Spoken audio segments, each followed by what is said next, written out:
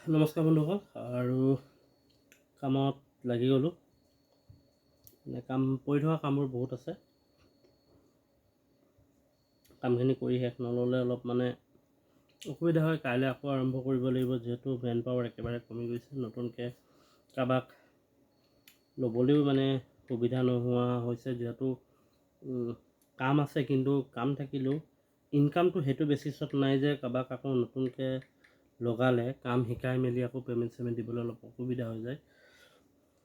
কাৰণ আমাৰ দোকানখন ইমান ডাঙৰো নহয়, দেখিছে পিছফালে দোকানখন, কিন্তু কাম যিহেতু আছে। আৰু এখন দোকান আছে, আপোনালোকে চবেই জানে, কিন্তু সেইটো পিছত এতিয়া পইচা দিবলৈ কাৰণে অকণমান দিগদাৰ হয়। সেইকাৰণে নতুনকৈ কামত আকৌ লগাবলৈ সাহস হোৱা নাই, আৰু বজাৰ বৰ ভাল নহয়।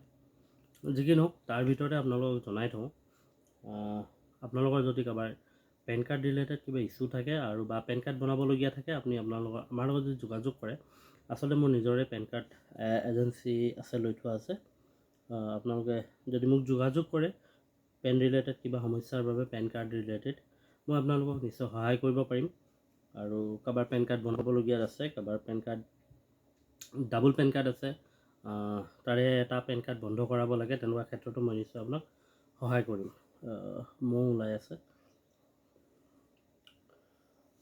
তাৰপিছত আপোনালোকক যদি ইনষ্টেণ্ট পেন লাগে, তাৰ কাৰণে ইনষ্টেণ্টত দুটা ধৰণে পেন কাৰ্ড থাকে। এটা আপুনি আধাৰ দি একদম ইনষ্টেণ্ট বনাব পাৰে, যাতে আপোনাৰ দেউতাৰ নামটো নাথাকিব। আৰু এটা পেন কাৰ্ডটো আপুনি পাই যাব লগে লগে, যিটো আমি এপ্লাই কৰিলে আমাৰ প্ৰচেছটো অলপ বেলেগ ধৰণৰ হয়। পেন কাৰ্ড পাব, লগতে আপোনাৰ যিটো অফলাইন যিখন কাৰ্ড হয়, সেই কাৰ্ডখনো পাই যাব। তো আমাৰ লগত যদি আপোনালোকে একেবাৰে কম খৰচতে পেন কাৰ্ডখন আমাৰ পৰা বনাই ল'ব পাৰিব। আৰু সেই পেন কাৰ্ডখন বনাবলৈ আপোনাৰ কোনো ডিষ্ট্ৰিক্ট বা জিলা, ৰাজ্যৰ কথা নাই। ভাৰতৰ যিকোনো ঠাইৰ পৰা আমাৰ লগত যোগাযোগ কৰিলে পেন কাৰ্ডবোৰ আমি বনাই দিম। যিকোনো এড্ৰেছ হ'লেই হ'ল, কিন্তু যাতে ভুল ডকুমেণ্টছ নিদিয়ে আপোনালোকে, যে পেন কাৰ্ডখন এপ্লাই কৰাৰ পিছত আপোনালোকৰ অসুবিধা হয়।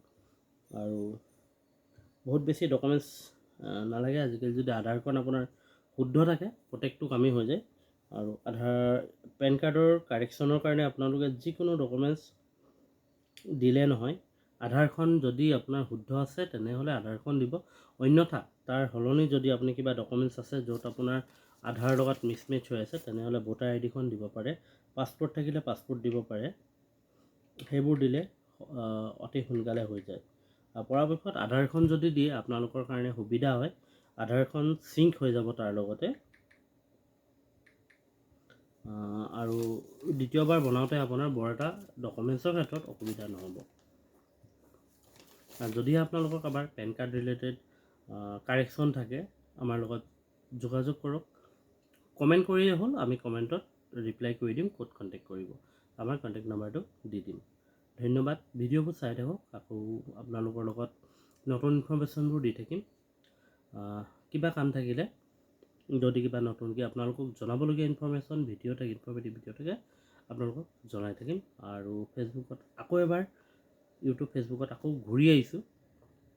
আৰু মই কেনেকৈ ইনষ্টেণ্ট পেন কাৰ্ড আপুনি লগে লগে বনাব পাৰিব, সেই ডিটেইলছ ভিডিঅ'টো মই ইউটিউবত আজি কাইলৈৰ ভিতৰতে দি দিম। আপোনালোকে তাতে চাই ল'লে আপোনালোকে নিজেও ঘৰত বনাব পাৰিব। কিন্তু মই ভাবোঁ পৰাপক্ষত আপোনালোকে কোনোবা এজন কাম কৰি থকা এজেণ্টৰ লগত যদি যোগাযোগ কৰে, অথৰাইজড পেন চেণ্টাৰৰ লগত যোগাযোগ কৰে, আপোনাৰ কামটো সুকলমে হ'ব, যদি আপোনালোকে ওচৰৰ কাৰোবাৰ পেন কাৰ্ড চেণ্টাৰত যায়। ধন্যবাদ। আকৌ ভিডিঅ'বোৰ চাই থাকক। আগৰ ভিডিঅ'বোৰত আপোনালোকক নতুন নতুন ইনফৰমেটিভ ভিডিঅ'বোৰ দি থাকিম।